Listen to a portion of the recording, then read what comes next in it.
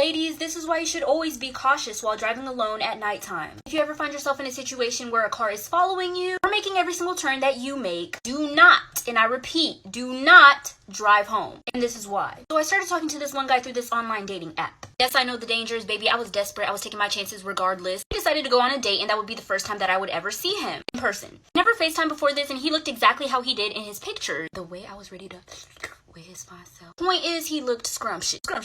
Anyways, y'all get it. Y'all get the point. Well, I was already at the restaurant we were supposed to meet up at, and I was waiting for him. We had a really good time, but it was time for me to go to bed because I was getting tired. Mind you, I didn't see his car when he pulled up. He just walked in. But anyways, I start to drive home. Well, 15 minutes into the drive, I kind of noticed that there's a car behind me that has taken every single turn that I have taken since I left the restaurant. So I start taking random turns to see if the car would still follow me, and it did. Well, eventually, I stopped to park in a random driveway. At first, that same car passes by me, but then it turns right back around and parks behind my car. Part 2 of why ladies should always be cautious while driving alone at nighttime. And if a random car starts following you, to never drive home. So like I said, I noticed this random car following me, so I didn't drive home. I parked into some random driveway, and the same car that was following me drove right past me. I waited a little bit to see if I was in the clear, and I see that same car driving right back towards my direction. That's when I duck. I basically try to make it seem like I went inside, even though it was not really my house. Well, he ends up parking right behind my car, and he gets out of his car. At this point, I was terrified, but at least I was in my car so I could run him over if need be. And thankfully, I have tinted windows, so when he walked past my car, he didn't see me because I was ducking.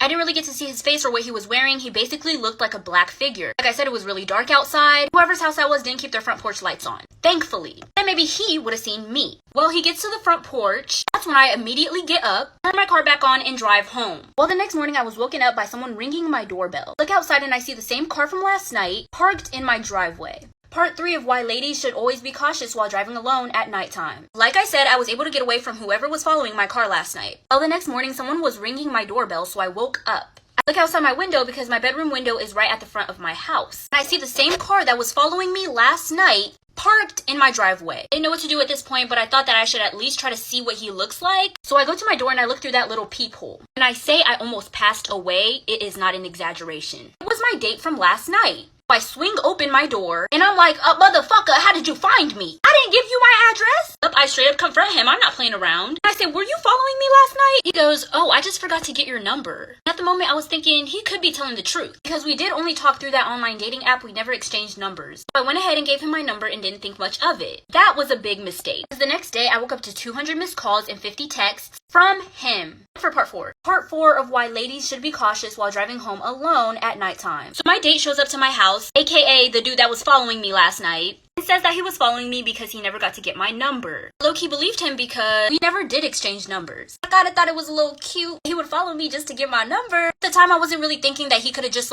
texted me on the dating app for my number.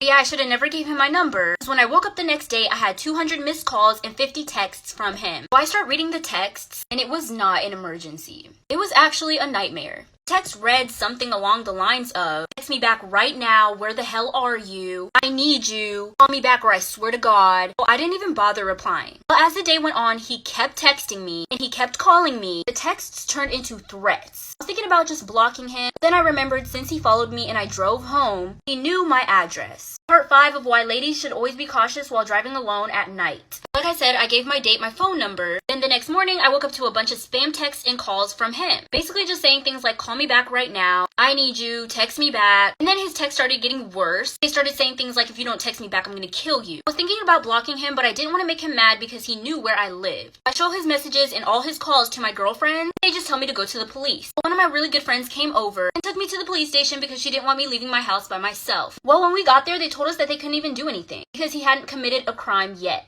That the threats that he sent me just weren't enough to make a case. Well, I did end up blocking him. I blocked his number and I blocked him on the online dating site. Basically moved in with my friend. It's been like a week now and I haven't really went home. My girlfriends and family are now helping me find a new place to stay. If there's any advice that anyone wants to give me, please leave it in the comments. This is why you should always mind your business, and this is also why I don't help people no more.